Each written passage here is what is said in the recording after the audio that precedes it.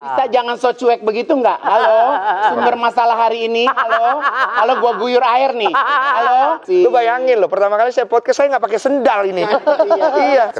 Sebenarnya kalau kayak gitu tuh lo, nih lagi rame nih. Sebelum diambil Bintaro nih, gua duluan lah gitu. Ada kayak gitu-gituan nggak sih? Kalau gue sebenarnya, kok gue ngerasa ada Tuhan ya. Oke. Sebenarnya Tuhan yang nggak ada, apa di hati gue itu udah hilang Tuhannya gitu. Mama gue tuh sebenarnya hero dan luka gue. Terus dia diam, dia tarik nafas, seperti dia berdoa dalam hati. Terus dia bilang, alasan mama hidup sampai sekarang ini cuma kamu.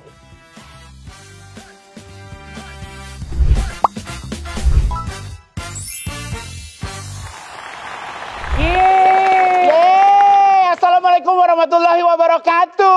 Waalaikumsalam warahmatullahi wabarakatuh. Pam, episode ini adalah episode paling repot karena kita memang harus pakai dandanan yang super heboh. Iya kan? Pada tepuk tangan orang-orang. Iya, dipikir kita hari ini pesta Halloween, Pam. Tapi hari ini kita dandan seperti ini memang ada sebab dan akibatnya. Apa ya. itu Karena kita sebab hari akibatnya? ini bakalan kehadiran bintang tamu yang bakal seru banget. Wow, tepuk tangan lagi dong. Aduh, ini jarang nongol di podcast-podcast orang. Makanya cuma Tapi coba kamu lihat ya, kalau misalnya makeup udah dandan super menor seperti ini, kira-kira ngebersihinnya punya kekhawatiran nggak? pastinya. Kalau kakak sendiri gimana menjaga kulit tetap kenceng kayak begini? Nah, kalau walaupun makeup jadi Hudson kayak begini. Kok jadi Hudson ya? Enggak lah. Pokoknya kita muka yang namanya wajah mau sekotor apapun, kalau aku sih nggak perlu khawatir karena andalanku adalah MK Skin. Ya kan? Nah, jadi ngebersihin muka itu nggak perlu khawatir. Yang pertama di tangan aku ini udah ada facial wash dari MK Skin. Karena apa? MK Skin itu ada 3 paket wajah yang fungsinya itu bisa menyesuaikan masalah kulit kamu. Yang pertama ada paket wajah whitening. Tugasnya adalah mencerahkan dan meratakan warna kulit, menjaga kelembapan serta membuat wajah lembut kenyal. Pegang kulit. Ih, kenyal banget. Pegang aja belum. Pegang dulu. Iya, pegang dulu. Oh my God, kenyal iya banget. kan. Yang kedua adalah perawatan wajah akne. Nah, perawatan kulit berjerawat ini juga penting nih karena yang namanya akne ini nggak mengenal umur, nggak mengenal usia ya. Jadi mencegah jerawat dan membuat kulit tampak lebih bersih. Jadi ada obat totol jerawat nih, Pam. Kalau ditotol hari ini, besok tuh jerawatnya udah pada takut nempel di kulit kita. Dari MK Skin. MK Skin. Wow, tepuk tangan dulu dong. Nah, ada lagi paket yang ketiga yaitu paket wajah Melacare. Nah, ini khusus juga untuk melasma, flek, dan noda hitam. Nah, ini cocok banget. Aku cerita lagi ya. Jadi pas kemarin aku berangkat haji, itu kan pas kemarin tuh panasnya tuh auzubillah min dzalik ya. Suhunya tuh bener-bener bikin kulit kita itu bikin kayak belang-belang juga dan kering. Nah, jadi ini bener-bener bisa ngembaliin lagi kulit wajah jadi rata dan mencerahkan dan memperbaiki tekstur kulit. Wow, Gitu. Terima kasih MK Skin. MK Skin cantik tanpa batas. Jadi udah no worry lagi. No worry, apalagi MK Skin lo tau nggak tuh? Nih kemasannya segede gini nih. Wah. Nih, bisa seumur hidup lo nggak bisa habis nih tuh, Pam. Tuh, iya ya bener kan? gede banget ya. Pam, kita kalau udah kayak orang PA begini kira-kira siapa sih bintang tamu kita, Pam? Jadi ini bintang tamunya ini udah terkenal banget sebagai Raja Podcast. Iya, Raja Podcast. Tapi kalau di podcastnya dia sering bermasalah juga, Pam. Oh ya. Iya. Langsung saja, Denny Sumargo. Selamat datang di Butik Haji Igun, tempat di mana gaya gosip dan kisah inspiratif semua dijahit jadi satu. Bisa jangan so cuek begitu nggak? Halo, sumber masalah hari ini. Halo, gua guyur air nih. Halo, Kak, jangan so masuk dalam peran, bisa nggak? Maaf. Hah? Saya dengar suara dari sini. Oh, dia ternyata aktor. Aktor. Berkarakter sekarang. Perkenalkan, saya Panji Tengkorak. Kamu tidak lihat pedang ini? Ih, pedangnya panjang. Ada cotton bud. Gimana? Saya penggal kamu kalau macam-macam sama. Abang mau dong Neng dipenggal, Bang. Saya sarungkan dulu. Abang kena, Bang. Oh, salah sarung. Ya Allah. Jadi itu senjatanya. Iya. Saya datang ke sini mau memberitahu. Iya. Sebentar lagi saya akan tayang di bioskop. Iya. Wow. Tanggal 28 Agustus. 28 Agustus. Nonton. Nonton. Udah saya pulang ya. Jangan dong, anak kecil udah menor gini lo pulang. Oh iya. Iya. Tepuk tangan lagi deh buat Denny Sumargo. Den, ini cerita. Ntar saya taruh di mana ya? Repot. Gue kesel banget deh hari ini Gue kesel banget. Ngap. Apa kabar Wak? Ya Allah kangen deh. Selamat datang di Butik Haji Igu. Saudaranya Panji. Iya. Jadi Panji itu punya saudara. Pertama. Yang pertama itu Panji Tengkorak. Iya. Yang ini Panji Tembolok. Iya. Dia Sebenarnya lu ngapain mah pakai baju begitu ya Allah? Yang gue tanya lu ngapain main film begini? Mana ini film atau apaan sih? Ini film bagus. Ini film ini kisah kesatria zaman dulu yang nggak bisa mati. Dia itu mempelajari ilmu hitam buat balas dendam. Karena calon istrinya itu dan dibunuh. Enggak, jadi ini film. Lu main film apa film animasi atau apaan? Ini filmnya animasi 2D, tapi di situ kita jadi voice act-nya. Jadi ibaratnya nih dia kan beradegan, nanti kita yang ngisi suaranya gitu. Lah ini bukannya ini cerita komik atau apa sih? Cerita komik yang dibikin. Komik apa cerita radio sih zaman dulu ini? Ada juga diceritakan di radio, ada juga di komik. Jadi awalnya itu Hans Jaladara ya. Hans Jaladara ini dia bikin kisahnya si Panji ini. Jadi Panji ini kemudian menjadi satu tokoh superhero, tapi sebenarnya karakternya dia itu lebih ke antihero. Apa tuh antihero? Jadi kalau antihero itu biasanya hero tuh kalau lihat ada orang ditindas, dia tuh selalu menolong. Nah, kalau Panji enggak. Jadi kalau ada orang dirampok atau dia dibunuh, maaf ya, itu dia kalau nggak ada urusan dia nggak tolong. Oh, dia bodo amat. Bodo amat dia. Terus dia itu pelajari ilmu hitam sampai dia nggak bisa mati. Jadi dia jadi stres dan gila. Makanya kehidupannya dia itu banyak menggelandang. Makanya bajunya kita gini. Compang camping. Ini gue ceritanya nih gue Panji juga. Iya, kalau Panji tuh... Oh, gue Panji Gedong berarti. Ini lebih ke Panji Taman Lawang. Maksud lo gimana sih, Pam? Gak bajunya. Jadi lo nih keterlibatan film animasi ini pertama kali nih seorang Denny Sumargo main film animasi. Iya, ini pertama kali nih kayaknya. Kenapa akhirnya lo ambil? Lo main film animasi? Ya BU lah. Kok pikir gue doang yang BU? Oh, maksudnya lo podcast sama gue BU? Iya dah. Tampam aja DM gue mulu. Kok ada kerjaan gak kok? Nah, padahal kalau lo mau kerja sama Densu, lo bisa nyemprotin pohon di rumah lo ya. Enggak, serius, ini sesuatu yang yang baru pasti. Dan gue ngerasa kayak wah ini suatu hal yang belum gue coba dan memang waktunya ada gitu. Jadi akhirnya gue cobalah. Nah prosesnya itu memang ternyata sama kayak film nih. Jadi kita ada reading, persiapan, pengolahan karakter 1 bulan sebelum kita akhirnya ambil suaranya dan ambil adegan untuk kita masukkan ke dalam si gambar animasi itu gitu. Kalau proses produksinya tuh sama kayak syuting film nggak? Produksi untuk syutingnya enggak. Syutingnya itu paling lama cuma seminggu. Jadi ngambil suara doang kan. Nanti yang... Tapi lo ngebangun emosi gitu tuh lo maksudnya jam-jamnya tuh kayak lo syuting gitu nggak? Sama persis. Jadi pada saat lu adegan benar-benar lu tuh masuk ke dalam penghayatan. Jadi lu nggak bisa nih cuman kayak pura-pura, nggak boleh. Kayak kalau misalnya kan kita suka iklan nih, VO iklan. Ini kayak gitu nggak? Nggak sama. Jadi kalau VO iklan tuh kayak gini. Jangan lupa beli gini-gini. Itu bahasanya nggak boleh gitu. Nah ini bahasanya tuh harus memiliki emosi. Kayak contoh misalnya. Si Panji ini orang dari daerah mana? Kayak orang Depok deh dia. Oh ya.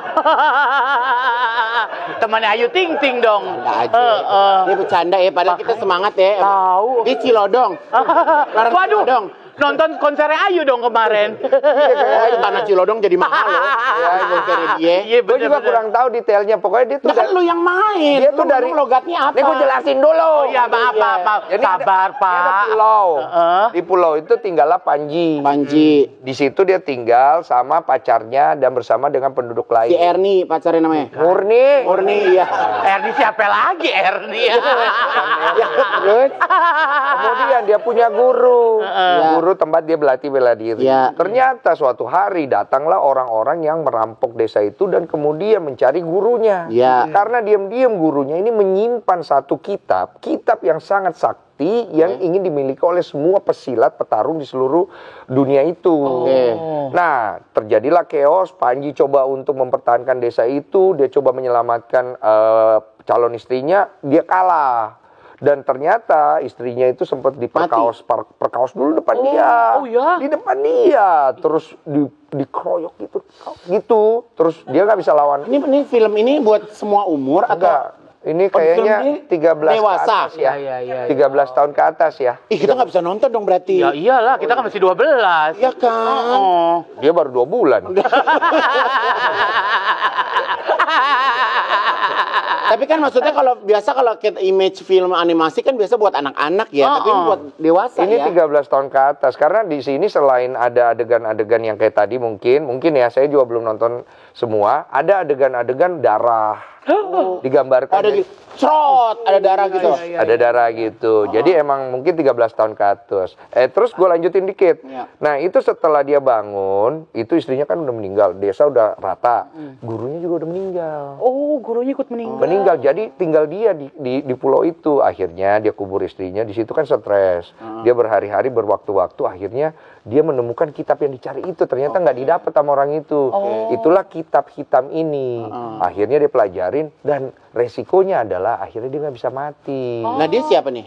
Dia ini ari-arinya. Oh, dikubur dong. Ari-arinya nih. Hari-hari apaan sih kayak gini? Iya, ini ari-arinya nih. Dikubur. Jadi hidup begini. Namanya Luwuk. Kuwuk. Tapi bener ada perannya. Ada Kuwuk itu. Kayak begini bentuknya. Bentuknya kayak gini. Dia Jelek dong. Nggak jelek. Cuman. Kan, cuma lebar. Iya. Lah ini kalau yang ini efek tengkoraknya katanya dari si ini ilmu tengkorak istrinya. Jadi gini ceritanya, setelah dia pelajarin ilmu hitam itu kan dia gila tuh, ilmunya jadi tinggi, dia nggak bisa mati. Akhirnya digali kuburan si calon istrinya ini, dia ambillah tengkorak kepalanya. Sedih. Nah ini tengkorak yang dipakai, ini tengkorak murni. Ya Allah. Jadi dia pakai gini, iya dia pakai gini. Lewat matamu aku akan membalaskan dendammu. Ya Allah. Wah dipakai. Ya Allah, ini murni nih. Iya, lu bukan murni lu, murtad.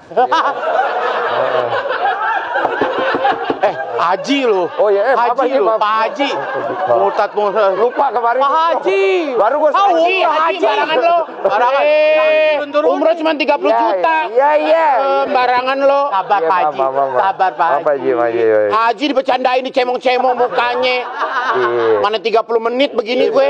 Ngapusnya juga puyeng nih begini. Main filmnya juga enggak. Main film kagak, ikut promo iye. Tapi kesan gaharnya dapat Tapi lo ya. happy nih ya, dapat film ini. Seneng sih karena gue ngerasa bahwa support gue ke dalam film animasi juga ada. Ya.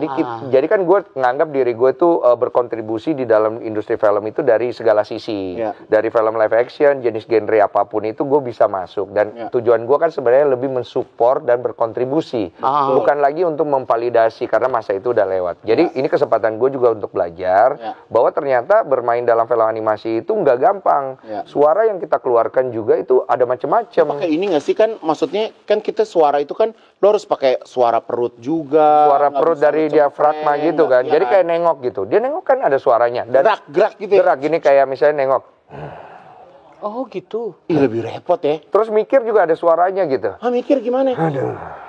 Oh. Beneran kasih nek. Beneran, Wak. Itu berarti belum turun Gue pikir bayaran. suara belum turun bayaran. Iya. Tapi sekarang gini ya, kalau Tapi ada suara di situ yang tidak bisa didengar. nih kalau misalnya ya, kalau kita acting itu kan ada yang namanya vocal acting coach. Iya, betul. Kalau misalnya dubbing itu ada dubber coach nggak? Ada acting coach-nya ada. Jadi memang acting coach-nya pakai acting film dan di situ kita benar-benar diolah suaranya supaya masuk ke dalam peran itu dengan gerak tubuh.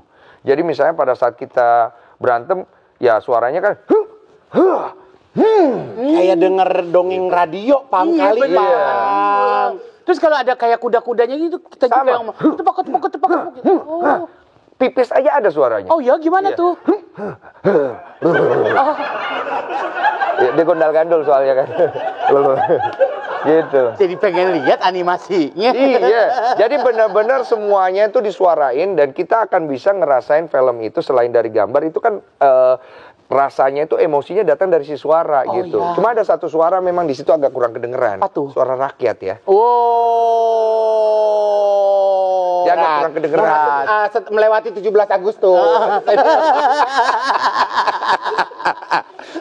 Ini film ini siapa aja yang main? Di sini ada Agni Haq, Agni. ada Doni Damara, Oke. Wow. ada Doni Alamsyah, ada Tata Ginting, terus ada Om Pit, terus ada siapa lagi? Ada Chandra Mukti, ada Naura, pemain film yang lagi rising star cewek, terus ada Anaknya beberapa. Naura ya. Gitu, jadi ada beberapa. Kalau pemeran utamanya kenapa lu yang dipilih? Saya juga bingung sih sebenarnya. Pas saya tanya ternyata murah katanya. Wah, harganya paling masuk dan gak repot. Dan punya podcast bisa promo. Bisa promo gitu. Dan anaknya asik aja gitu ya. Anaknya asik. Lu bayangin loh, pertama kali saya podcast saya nggak pakai sendal ini. Iya. Karena kan masuk begitu. Gembel kan, Iya gembel. kan. Tapi katanya ini ide kayak begini nih Koko sendiri yang bikin. Jadi ceritanya gini, bosnya nih ya, si Falco Didi, dia nanya, Den, kita mau bikin promo. Karena kemarin pas kita keluarin teasernya itu trending di Twitter, banyak yang suka gitu. Kita bikin promo yang serius gitu. Gimana, lu ada ide? Gue bilang, Pak, gini, menurut saya bikin aja kostumnya. Jadi kesan live-nya tuh ada, karena kan itu kan animasi. Orang kan pasti pengen ngelihat sosoknya itu kalau live kayak gimana. Akhirnya dari situlah kostum ini tercipta dan tengkorak ini juga tercipta semuanya. Karena gue berharapnya nih, film ini bisa men-trigger entah dari mana ceritanya ini bisa jadi live action. Ih, siapa tahu aja kita ikut. Iya. Ikut ngapain? Live actionnya. Mau ngapain lu, jangan aneh-aneh. Apa orang mau apa lu pengen ikut? tapi bener, kalau itu jadi live action kita butuh banyak sekali kan figur-figur untuk bermain di dalam. Kebetulan di dalam film ini itu ada siluman babi. Oh, masuk. Gue udah pakai paes begini, jadi siluman babi. Kita menyerupai babi. Bukan, maksudnya kalian bukan buat casting buat itu. Buat jadi orang yang nanti ngalahin siluman babinya. Oh, terus yang ngalahin siluman apa? Siluman monyet. Dia mau baik ya. Emang baik. Ini lepas dari film gitu ya. Lepas dari film. Jadi sebenarnya lu tuh lebih seneng melakukan hal-hal apa sih sekarang? Sebagai apa sih kalau sekarang tuh apa? Podcaster ya istilahnya. Podcaster apa di movie atau sebagai influencer? Kalau TV kan udah nggak ada ya. Terakhir kan program kita itu kan sayang. Yang bareng itu ya. Yang itu kan. Apa sih, Den? Jadi gue kalau ditanya sebenarnya gue sebenarnya apa aja. Yang penting itu masih di area yang sama. Karena gue seneng untuk belajar Gue tuh banyak sebenarnya hal. suka kalau lu tuh as a content creator, ide lu tuh nggak pernah habis. I love that. I love Ide that. kan gitu. Yeah, I love that. Tapi kan banyak juga yang mungkin suka ngelihat gue ketika gue mungkin berolahraga. Ada juga yang suka ngelihat ketika gue interview orang. Ada juga yang mungkin nggak suka ngelihat gue sama sekali gitu kan. Jadi ya kan Ada. pasti ada juga gitu. Jadi gue ngerasa bahwa diri gue itu adalah banyak orang yang kemudian gue harus bisa belajar banyak hal. Jadi gue apa aja sebenarnya oke gitu. Kayak kemarin tuh gue ikut ngonten tinju. Terus kemudian tiba-tiba gue ngebahas tinju, tiba-tiba gue ngebahas kasus DJ. Ya. Tapi sebenarnya gue tuh sebenarnya juga awalnya kan kayak males punya program seperti ini gitu. Makanya gue tuh kan sangat picky. Gue tuh mau wawancara yang ini gelasnya. Gue guyur ya. Gue mau ngobrol sama siapa gitu kan. Nah, kalau gue tuh ngeliat lu kan terkadang juga suka ikut terlibat dalam kasus orang, akhirnya berujung panjang gitu. Enggak juga dong. Kan ada beberapa kali lu juga ada juga yang akhirnya seret. tapi nggak banyak, cuma 10% lah dari total 100 itu. Nah, Keseret. sebenarnya kalau kayak gitu tuh lo ini lagi rame nih sebelum diambil sebelah gitu. Sebelum diambil Bintaro nih, gue duluan lah gitu. Ada kayak gitu-gitu nggak sih? Kalau gue sebenarnya nggak terlalu fokus ke situ. Karena kalau gue kan jujur gue nggak peduli ya mau Bintaro mau ngambil gak ada apa, urusan kan. lo mau ngambil apa gitu kan. Kalau gue kan ngambil dari sudut lain gitu. Betul. Ada kayak gitu-gitu nggak? Kalau gue gini, gue ngelihat kalau masalah podcast itu gue ngelihat diri gue itu bukan harus jadi nomor 1, bukan harus jadi nomor 2, dan itu bukan jadi satu hal yang utama. Tapi podcast gue arahnya mau kemana dulu. Nah, ketika gue ngambil sesuatu itu pasti ada POV gue yang pengen gue coba berikan kepada masyarakat. Pertama, POV mungkin dari both side. Kedua, mungkin POV edukasi dari sebuah kesalahan yang orang itu buat yang kita bisa belajar. Kadang-kadang gini, kalau kita ngundang seseorang yang memang lagi dihujat banget, itu pasti akan dihujat tuh. Lu ngasih panggung, ngapain sih gini. Tapi gue selalu ngelihat dari perspektif yang berbeda. Coba kita dengar dulu. Mau nggak dia mengakui? Orang pengen didengar juga ya. Betul. Mau nggak dia mengakui? Sebenarnya cerita yang sebenarnya gimana? Oke, anggap dia salah. Kalau dia salah, masa kita harus binasakan? Boleh nggak kita dengar dulu dan boleh nggak kita lihat dia sebenarnya pengen memperbaiki atau tidak? Gitu kan? Nah kalau dia nggak mau ya itu beda cerita. Nah makanya kadang-kadang ketika orang udah nggak suka sama seseorang, itu gue tuh kadang-kadang ngambil resiko untuk ngundang orang itu. Karena gue pasti kena hujat. Tapi nggak apa-apa karena tujuan gue begini. Gue pengen orang itu tahu bahwa kesempatan kedua itu ada. Dan gue pengen tahu kepada orang yang melakukan itu dan kepada orang yang nonton bahwa kita semua sama-sama pendosa nih. Sama-sama bisa bikin salah. Tapi kita harus sama-sama belajar bahwa ketika ada kesalahan yang kita lakukan, kita juga harus dikasih kesempatan untuk memperbaiki. Nah kalau orangnya udah dikasih kesempatan untuk memperbaiki dan tidak bisa juga, baru kita binasakan. Itu lo tuh punya pemikiran gitu karena lo pernah berada di titik terendah dalam hidup lo ya? Betul, karena gue juga pernah dihujat. Lo pernah dihujat, lo pernah berada di titik terendah. Jadi lo nggak mau orang mengalami berada di posisi lo. Iya, karena gue waktu itu ngalamin itu panjang dan penderitanya luar biasa. Karena gue tuh sayang sama orang juga ya, gue nggak mau orang itu ngalamin penderitaan gue yang panjang. 7 tahun itu bukan masa yang pendek dan bagaimana gue harus kehilangan banyak hal, tapi yang paling pasti gue kehilangan hati gue ketika ngelihat mama gue di situ dihujatnya luar biasa, sampai dia nggak berani keluar rumah. Seorang petarung dalam hidup gue yang selalu menjadi garda terdepan gue, itu pun nggak bisa bela gue, dan gue nggak bisa keluar dari masalah itu. Masalah perekonomian gue hancur, masalah nama baik gue di blacklist, masalah kesempatan buat kerja juga kecil sekali, ada tapi minim banget. Plus rasa tidak nyaman gue ketika gue ada di banyak orang kayak gini. Ketika gue ngelihat mata orang itu gue ngerasa dijudge. Kecil, lo ngerasa kecil. Kecil gitu loh. Sampai akhirnya lo ngelihat ternyata kuasa Tuhan tuh lebih besar dari kuasa manusia ya? Iya, tapi itu juga kembali ke manusianya. Karena tidak semua manusia itu melihat kesempatan itu dipergunakan baik-baik. Jadi makanya gue selalu bilang kepada mungkin anggap kemarin lagi rame ya DJ ini ya kan. Gue bilang tuh sama dia, gue bilang gini, gue akan ngasih lu kesempatan dan ini gue ambil resiko, gue pasti akan dihujat, gue pasti akan dihantem nih sama beberapa pihak karena ngasih lu kesempatan. Tapi gue ambil resikonya. Yang penting lu jujur. Kalau lu nggak jujur, gue nggak mau. Karena dia akhirnya ke tempat lu tuh. Betul. Karena menurut gue kalau lu pengen ngelewatin semuanya dengan benar, lu harus jujur dulu. Kalau udah nggak jujur di awal, gimana cara mau memperbaiki? Makanya waktu itu kakak sempat kasih kesempatan 2 kali. Betul. Lu kalau kayak gitu tuh lu tiap hari tuh mengupdate apa ada tim yang ngelihat kasus-kasus orang? Ada tim. Ada tim juga, tapi gue tetap pantau. Karena gue tetap ngikutin apapun yang terjadi sekarang dari semua sisi. Karena buat gue mungkin karena dulu kita udah menjadi pelaku, sekarang tuh kayak ngelihat aja gitu loh. Oh ini lagi masalah skincare ya. Oh ini lagi masalah ini ya. Nah kayak kemarin tuh ada satu ibu, dia itu anaknya usia 9 tahun diperkaos dan bunuhan. Kemudian itu dia pelakunya belum ketangkep. Akhirnya lu gimana caranya gitu ya? Iya, akhirnya gue mikir kayak coba kita bantu ya gitu. Akhirnya kita undang, tapi gue deg-degan karena ibu tuh sempat sujud kan. Mas Denny tolong, aduh gue bilang kok jadi beban kitanya gitu. Intinya kan bisa nggak ketangkap orangnya gitu. Aduh gue doa malam-malam, gue bilang Tuhan, saya sih terbebani Tuhan. Saya kasihan lihat ibunya, dia sudah kehilangan anaknya, sekarang dia harus menderita dan mengetahui orangnya belum tertangkap sama sekali. Tapi bebannya itu dilempar ke kita. Sedangkan kita itu tujuannya kan cuma ngasih wadah gitu loh. Tolong jalanmu. 2 hari kemudian ketangkep orangnya, ketembak. Wah itu gue lega banget, gue bilang. Dalam hati gue kita bisa bantu seseorang yang kondisinya lemah kayak begini kan rasanya beda dong. Lu nggak bisa ganti itu dengan viewers, AdSense itu nggak bisa gitu.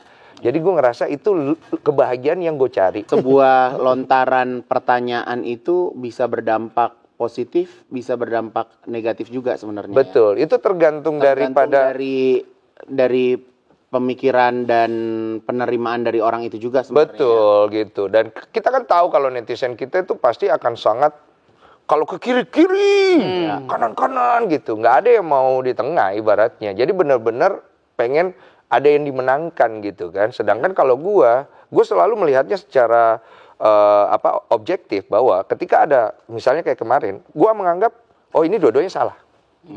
Dua-duanya salah. Kalau mau dihujat harusnya dua-duanya dihujat. Kalau mau diboikot dua-duanya. Tapi kan kalau mau dimenangkan, ya harus bantu dua-duanya. Jangan cuma satu pihak, kan itu baru enak gitu kan. Gitu. Kalau lu tuh sekarang dalam hidup tuh ya, lu tuh lebih apa sih? Lu tuh bagian apa? Istri lu tuh bagian apa? Oh, Gue tuh kalau ngeliat lu, kalau misalnya ini, kalau dulu kan lu kan maksudnya belum jadi apa-apa, pas istri lu datang lu baru jadi apa-apa nih, mohon maaf nih. Maksudnya kalau nggak ada istri gue bukan siapa-siapa ya. Apa nih? Iya itu sudah benar itu. Anak gue juga mirip istri gue kok. Iya, maksud gue nih mohon maaf nih. Gue cuma kasih hikmatnya doang sama biaya. Ya paham. Enggak, maksudnya kan otaknya kan bini lu nih beruntung gue nikah sama dia. Iya. Gimana? Jadi gimana tuh? Gue merasa bahwa ketika gue nikah sama istri gue, ya itu memang jalan pembuka baru buat hidup gue, dan dia pembawa keberuntungan, bawa berkat. Karena akhirnya pada saat ada istri gue tuh udah nggak perlu ngerjain semua. Dia bantu gue di keuangan, dia bantu gue di manajemen, dia bantu dari sisi bisnisnya, dia bantu untuk ke kliennya dan lain-lain. Gue bisa fokus kepada produksi, kreatifnya dan lain-lain. Sehingga gue nggak jadi tambah depresi. Dan gue ngerasa dengan hadirnya istri gue udah jadi kayak satu kesatuan. Makanya disitulah gue merasa bahwa oke, semua yang gue kerjakan ini itu layaknya buat ratu gua, buat anak-anak gua. Gua fokus sama kerjaan gua untuk apa? Untuk bantu di sekitar gua, untuk membuat diri gua juga lebih berkembang lagi. Jadi fokus gua tuh jadi nggak kebanyakan gitu. Kalau dulu semuanya gua pikirin, ya kan, belum lagi wanita-wanita yang tiap hari menghubungi gua gitu kan, malam-malam. Wah, gue enggak. Sama kayak Pam juga banyak cewek-cewek yang ngubungin lo. Oh iya dong. Ngapain tuh, Pam? Nawarin lipstick mau enggak? Ada chat baru. Kalau sekarang lagi program bayi lagi. Iya, good news-nya ya. Jadi kemarin akhirnya Biel, anak gue tuh udah 1 tahun, dan planningnya Cici kalau sudah 1 tahun dia mau ngambil program anak kedua, dan mungkin sih kalau bisa di situ aja.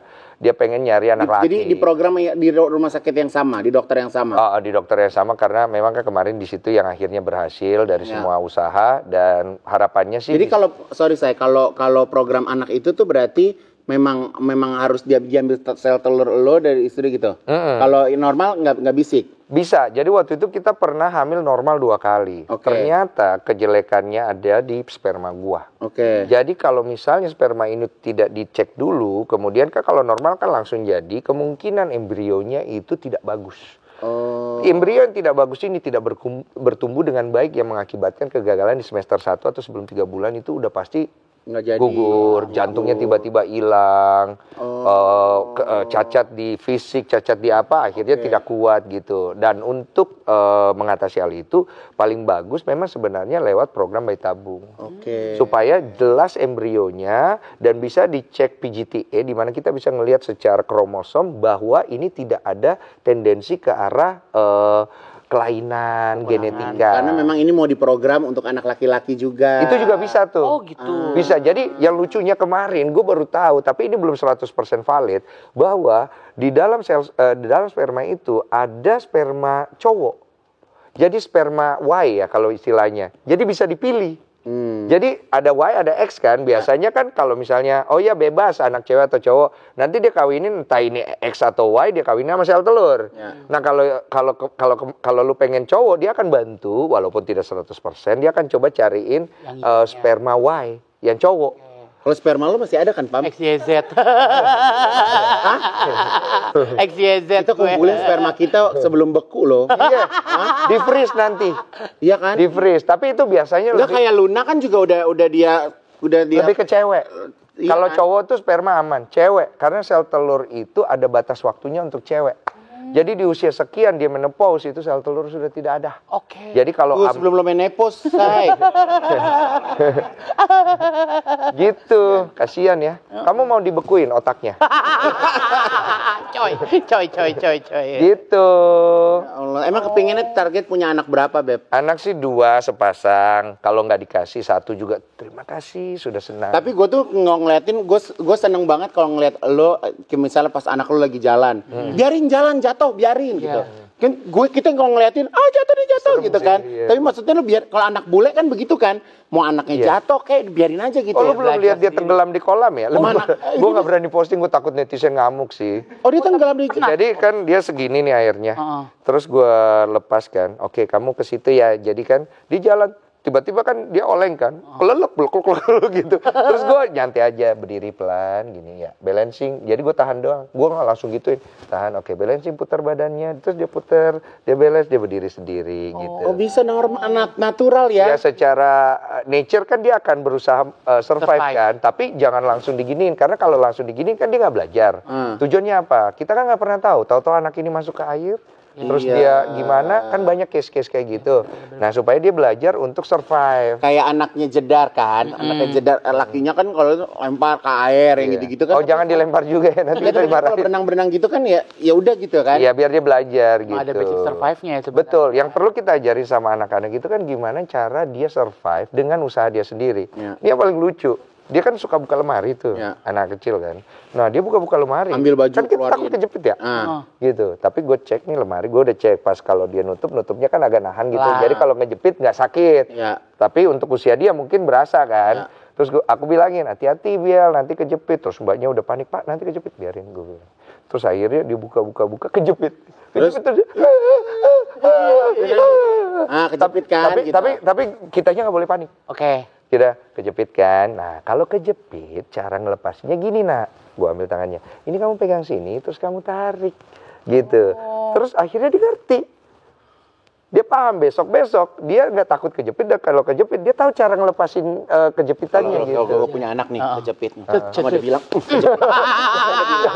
Mama udah bilangin, jangan main di lemari. Mama udah bilangin, Mama udah bilangin sekali. Besok kayak gini. Lagi, kita Gitu. Tapi tergantung anak. Ya. Kalau kayak gini kejepit tendang lehernya biasanya.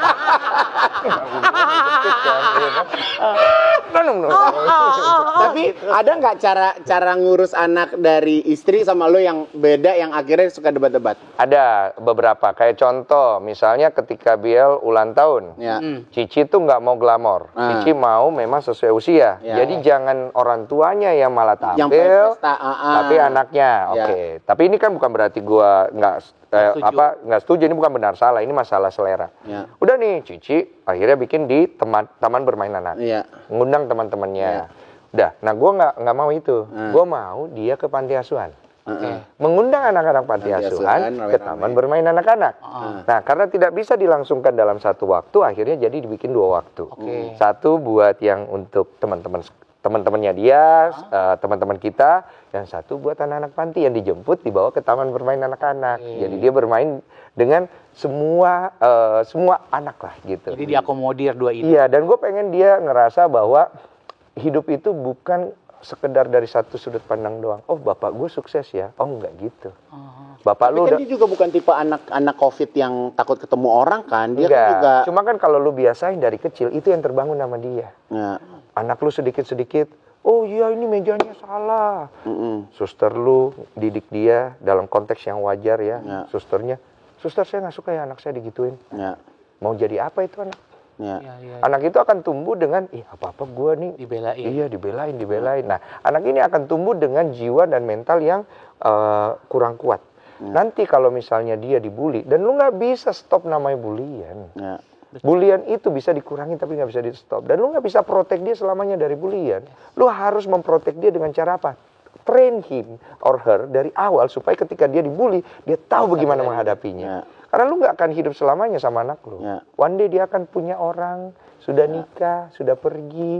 Ya, dia bukan punya lu, dia hanya titipan kan gitu. Dan tapi kalau misalnya flashback di dulu gitu kan, lo kan pas kecil kan nggak dibesarin sama bokap kan? Enggak. Nah terus kalau sekarang ini lo jadi protek banget nggak sama anak lo? Lebih protek dari bini lo nggak? Ini sebenarnya menarik karena gue juga mempertanyakan waktu dia lahir kan banyak kan narasi itu.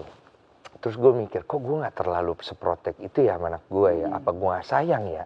Kan itu nggak bagus kalau nggak sayang. Ternyata setelah gue telusurin, ada satu hal yang membuat gue sayang, tapi gue nggak mau kayak terlalu protek karena waktu itu gue tuh banyak doa sama Tuhan. Waktu Ci Olive mau punya anak, sampai doa gue tuh berakhir dengan, karena udah keguguran 3-4 kali itu, gue berdoa, gue cuma Tuhan nggak dikasih juga, nggak apa-apa. Ini sudah ikhlas. Karena saya pikir gini Tuhan, saya kalau lihat-lihat ya istri saya kasihan, saya bilang seorang wanita tuh begitu besar usahanya dibanding laki-laki kalau menurut saya untuk bisa ngasih keturunan, belum lagi digempur dengan kata-kata kapan punya anak, belum lagi digempur masalahnya ada sama istrinya, belum lagi digempur dengan faktor-faktor biologis, hormon dan lain-lain, belum lagi dikuret berkali-kali, kan itu kan parah banget ya untuk rahim cewek gitu. Gue sampai nggak apa-apa Tuhan, kalau nggak dikasih sudah, yang penting istri saya baik-baik saja, terima kasih. Dikasihlah anak ini. Nah akhirnya anak ini gue lihat ya pemberian saja. Yang lebih penting istri gue. Jadi saat itu gue bilang, Tuhan, this is belong to you. Baru lahir nih. It's not belong to me.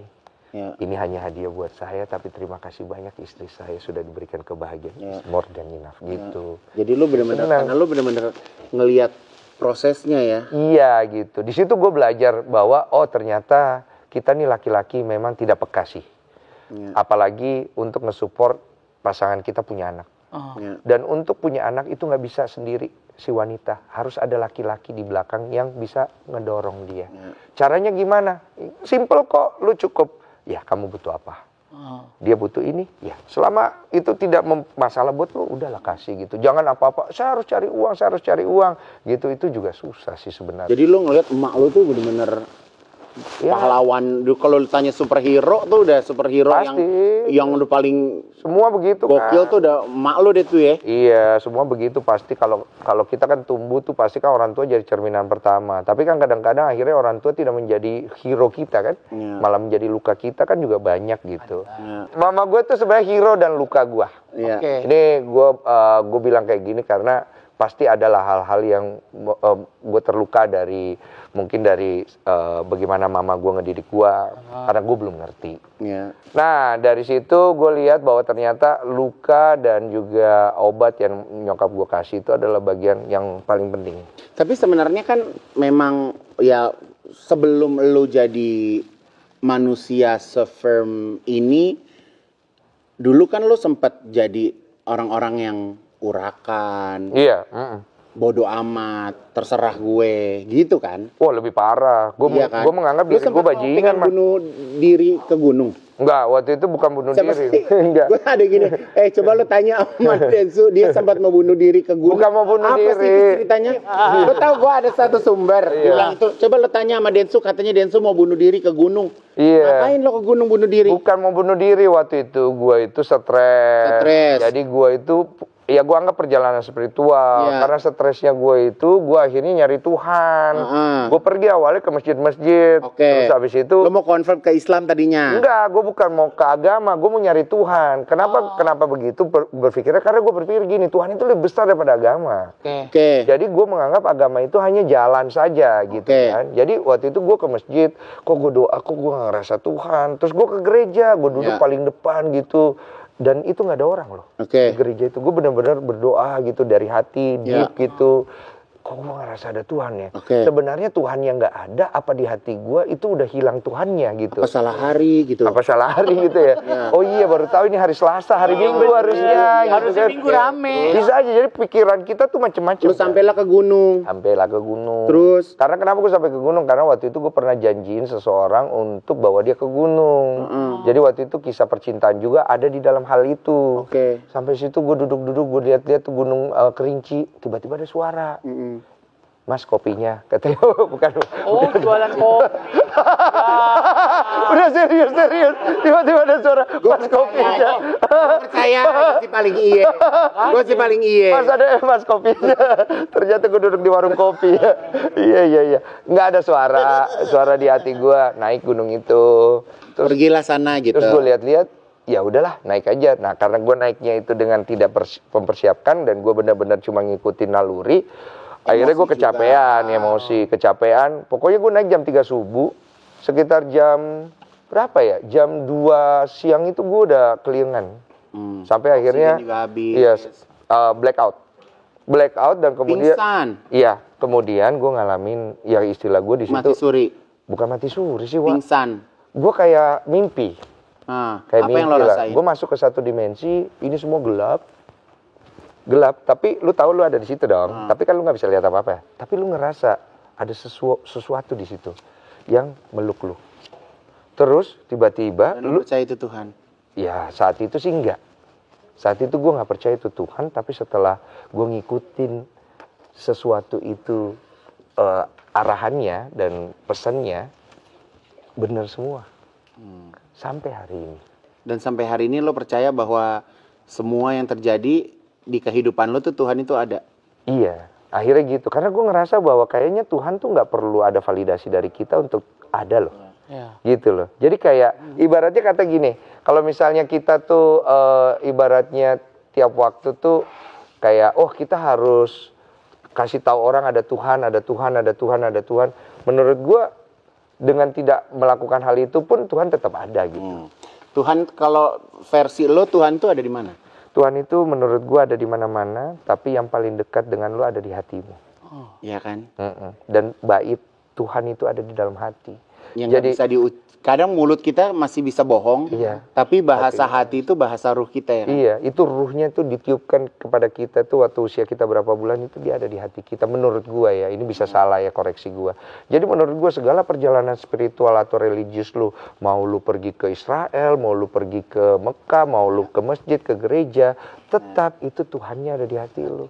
Ya. Gitu. Jadi kalau hati lu itu kotor, hati lu itu belum beres dengan semuanya, perjalanan lu itu pun tidak bisa mencuci hati lu, berarti apa gunanya gitu? Kan perjalanan religius kayak kemarin kan naik haji, pasti kan itu perjalanan hati. Makanya dong. ada orang yang ngomong mata itu pancaran hati. Betul. Jadi tatapan kita itu mencerminkan apa yang ada dalam hati kita. Betul. Oke, sekarang kita masuk segmen namanya Talk to the Mannequin.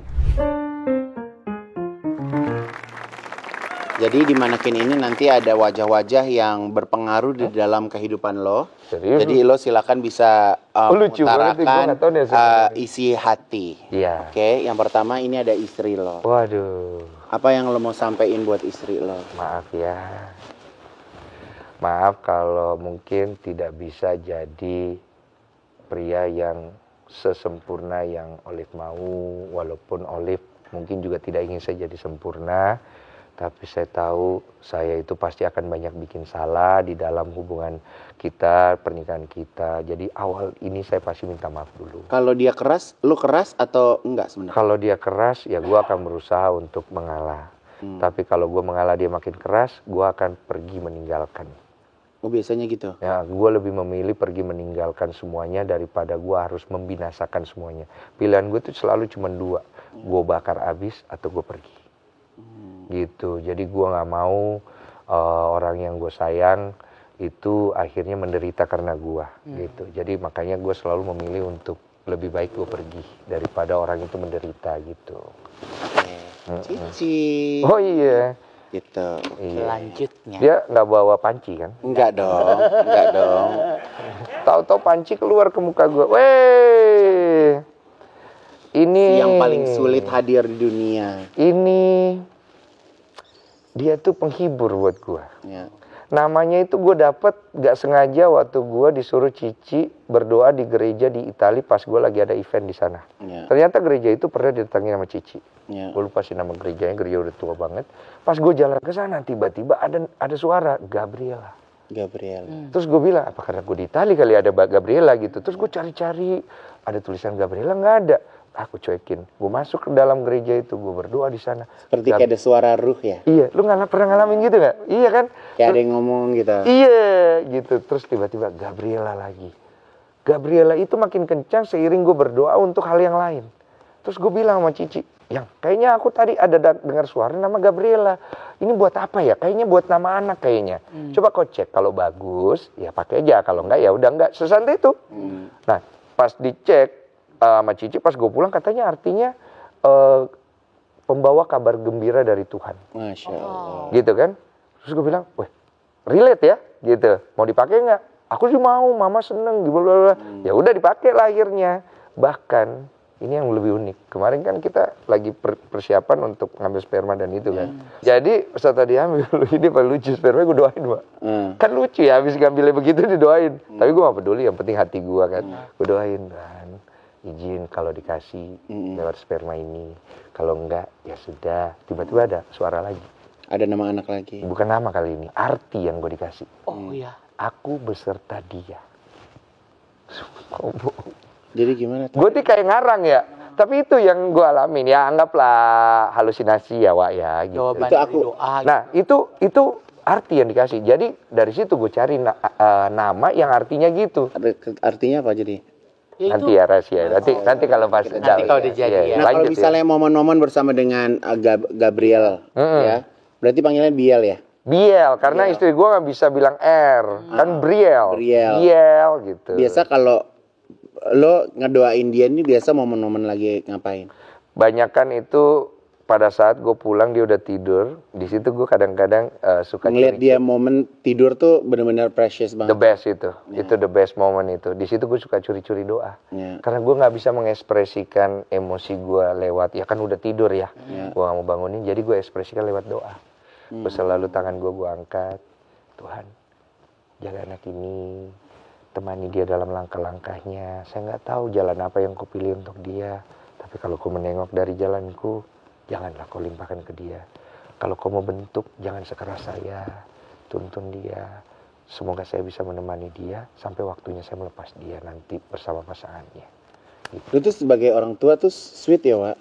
Sebenarnya enggak sih. Gue hanya punya sedikit momen-momen kayak gitu. Jadi 90% tuh hidup gue tuh sebenarnya urakan. 10% tuh ya mungkin. Nggak urakan tuh mungkin dulu ya. Kayak sekarang juga masih. Gue ngerasa kayak hidup terlalu diromantisasi dan didramatisir, kesan kayak baik dan lain-lain itu nggak menyenangkan buat gue. Gue lebih suka hidup apa adanya aja gitu loh. Flow with the go ya? Flow with the go, go with the flow. Go with the flow. Oke, ini yang terakhir ya, Wak? Iya. Weh. Mother. This is everything. Ya. Dia Mama sekarang tinggal sama siapa? tinggal sendiri di Makassar, tapi dia kadang-kadang ke Jakarta. Karena memang dia belum mau tinggal di Jakarta. Dia hobinya keliling-keliling. Tapi dia kalau sama deket sama lu tuh jadi kayak kucing sama anjing. Yes.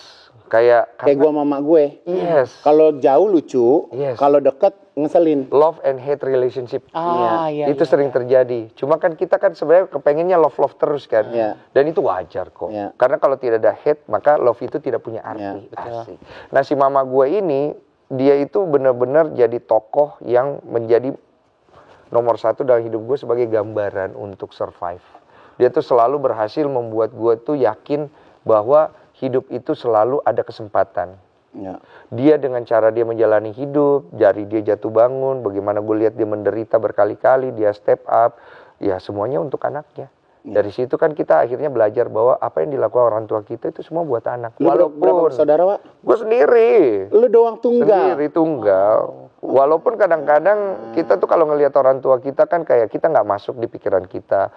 Kok dia ngomongnya gitu, kita maunya ngomongnya begini. Kenapa kamu harusnya ngomong gitu? Intinya sih semuanya itu hanya bagian dari proses di mana kita itu akhirnya belajar bahwa suatu hari nanti kamu juga akan jadi orang tua. Dan apa yang kamu pikir benar saat ini bisa aja nanti di masa depan. Ternyata kok efeknya bisa beda ya. Gitu. Lu pernah nggak satu momen lu bener-bener menyesali atas omongan lo yang pernah menyakiti hati nyokap? Pernah. Kok lu tahu sih? Gila, abis naik ini apa haji ya tinggi sekarang ilmu. Enggak, karena gue tuh kemarin ya sebelum gue berangkat haji, yang gue takutin adalah gue meninggal saat haji, Wak. Serius loh. Jadi gue bayarin hutang-hutang gue samperin orang-orang yang pernah gue punya salah, gue mintain maaf karena gue takut gue nggak pulang lagi ke Indonesia. Salah satunya tuh gue minta maaf sama nyokap. Makanya gue tanya sama lu tuh, secara lu anak satu-satunya, pernah punya masalah yang besar gitu. Lu pernah nggak kayak lu akhirnya kayak ngomong dari bener-bener yang dari hati sampai lu ngerasa kayak lu udah nggak ada beban lagi deh ke nyokap. Istilahnya kayak lu besok udah nggak ada ganjalan lagi ke nyokap. Mungkin versinya agak sedikit berbeda, tapi gue nggak tahu intisarinya sama atau enggak. Jadi waktu itu usia gue masih 20, dan gue ngerasa nyokap gue ini terlalu ngontrol everything. Dan gue ngerasa dia nggak punya hak untuk ngelakuin itu, karena dari kecil aja gue udah dititip-titip. Ketika saat-saat gue susah, dia nggak pernah ada anyway. Walaupun gue tahu di sana, di sisi lain dia sedang berjuang untuk mencarikan gue nafkah. Tapi kan anak itu kan kebutuhannya bukan cuma uang kan.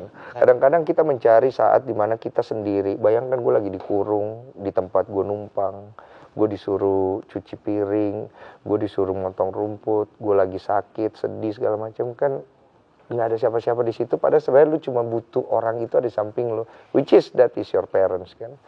Ya lu nggak butuh apa-apa gitu saat itu, cuman orang itu pun tak ada. Jadi lu tumbuh dengan kesekeras itu, dan saat itu gue ngerasa nyokap gue ketika gue udah bisa masuk ke dalam satu kondisi lebih baik dari hidup gue, terlalu cerewet.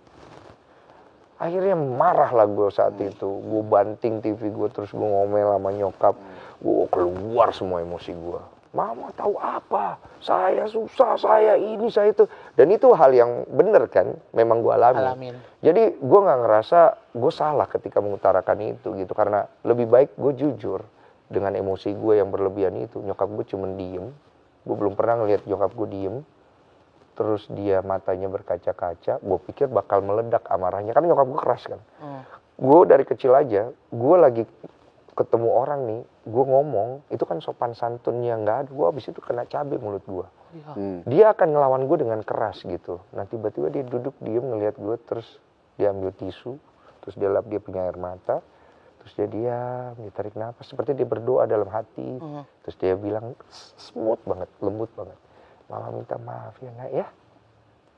Mama mungkin tidak bisa seperti apa yang Denny mau. Mama dulu banyak sekali tidak ada. Mama juga tidak bisa bela diri karena keadaan memang susah.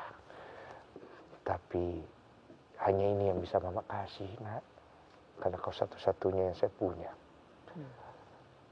Alasan Mama hidup sampai sekarang ini cuma kamu. Jadi lo ngerti kan, saat itu gue kayak, kok gue kuat lagi ya gitu. Akhirnya semenjak kelas 1, kenapa lu?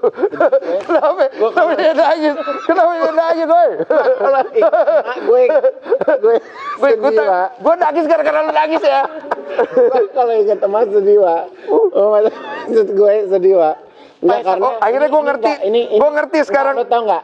Fungsi daripada ikat pinggang ini ya. Lo tau nggak? Sekarang ini lo tau nggak? Kenapa kita tuh hidup harus jadi lebih peka? Karena lo bayangin dalam 1 minggu waktu tuh bergulir begitu cepat. Iya. Kayak kita nggak pernah tahu hidup itu selesainya kapan, Beb. Betul. Kita nggak pernah tahu. Ini kesadarannya udah kayak sekarang, cepet banget gitu. Kayak waktu tuh cepet banget. Jadi kalau kita nggak sadar akan hidup, nggak sadar akan Tuhan, itu kayak kita kayak wasting time tuh kayak cepet banget. Iya. Kaget gue liat. Bener loh. Lu pasti di sana banyak introspeksi.